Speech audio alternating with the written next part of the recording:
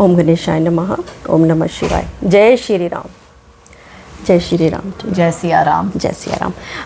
काजल हिंदुस्तानी, आपके लिए हम एक इतना इम्पॉर्टेंट और बहुत ही कीमती वक्त हम काजल जी से आज ले रहे हैं। और बहुत बहुत धन्यवाद सबसे पहले तो ह्यूस्टन आने का, हम सबसे मिलने का, हम सब हिंदू कार्यकर्ताओं से मिलने का।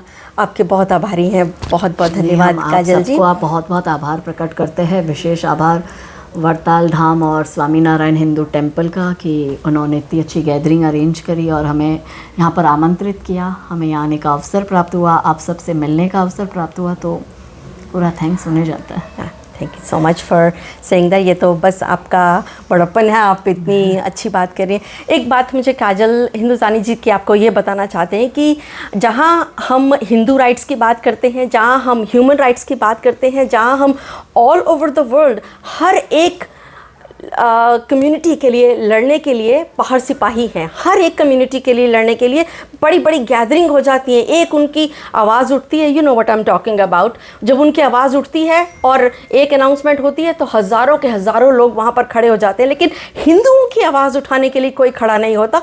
हिंदुओं की आवाज़ उठाने के लिए जो एक विमेन, एक स्त्री को मैं जानती हूँ, वो है काजल हिंदुस्तानी जी, जो कि हर हिंदू के लिए एक आवाज़ बन के बाहर निकलती हैं। और वो इस तरह से मतलब डरती नहीं है, किसी तरह का उनको भय नहीं है, क्योंकि उनके ऊपर राम जी की कृपा है, उनके ऊपर भगवान जी की कृपा है। क्यों? क्योंकि उनके मन के अंदर जो इच्छाएं उठती हैं और जिस तरह से वो ग्राउंड लेवल पर जाकर काम करती हैं, जब वो एक एक इंसान से मिलकर, इट्स लाइक बूंद बूंद से जो घड़ा भरा है और बूंद बूंद से बनकर जो इतना बड़ा सागर आज अब तैयार हुआ है। आप देखें बाहर कितने लोग थे आज आपको मिलने के लिए आए।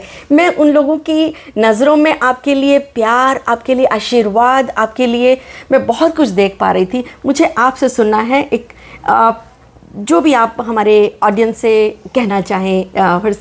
ये सिर्फ हिंदू ऑडियंस नहीं देख रहे, ये साउथ एशियन में जितने भी हिंदू रहते हैं, साउथ एशियन में मतलब इंडिया में भी है, पाकिस्तान में भी है, बांग्लादेश में है, श्रीलंका में है, तिब्बत में है, असम में है, नेपाल में, सब हिंदूज़ आपको वॉच करते हैं इस चैनल के अंडर। जी बहुत बहुत स्वागत है। हम ये कहेंगे कि धर्म बचेगा तो ही देश बचेगा, नहीं तो सिर्फ अवशेष बचेगा। कृष्ण बचेंगे, राम बचेंगे, चारों पावन धाम बचेंगे। हमने देखा है बहुत सारी सिविलाइजेशन ख़त्म हो गई, बहुत से धर्म को ख़त्म कर दिया गया। ईरान जो था वो पारसियों का था, पर्सिया था, ख़त्म हो चुका। इजिप्ट की सिविलाइजेशन ख़त्म हो गई। इराक के जो वहाँ के लोकल थे वो ख़त्म हो चुके। पाकिस्तान, बांग्लादेश और अफ़गानिस्तान में हिंदू था, वो हिंदू देश थे, और आज देखो क्या हालत हो गई है। और हमारे भी भारत में यही सब हो रहा है। तो हिंदुओं के पास कहने को अपना एक देश नहीं है। आप भले अभी विश्व के अलग अलग कोने में रह रहे हैं, मगर है तो आप हिंदू। जब मुसीबत आएगी तो आपको अंत में तो अपना घर ही याद आएगा। तो आपका घर अपना कहने के लिए कोई है नहीं। भारत ही एकमात्र आपका घर है। ये हिंदू राष्ट्र है, ये हिंदुओं का अपना है, और इस अपने की सुरक्षा सुनिश्चित करना आपका दायित्व है। इसलिए अपने धरती से जुड़ो, अपनी भूमि से जुड़ो।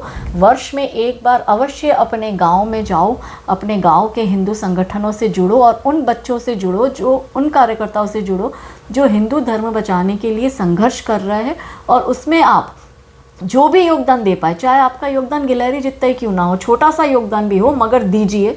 धर्म में सब मिलकर ये धर्म यज्ञ चल रहा है, इसमें मिलके सबको आहुति देनी होगी इस यज्ञ को सफल बनाने के लिए और देवताओं के आशीर्वाद के लिए।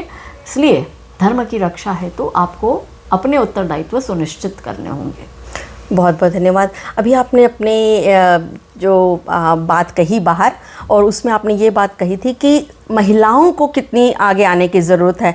हर घर में, हर घर की जो नींव है वो एक महिला है, वो एक स्त्री है, वो एक लड़की है, वो एक बहन है, वो एक पत्नी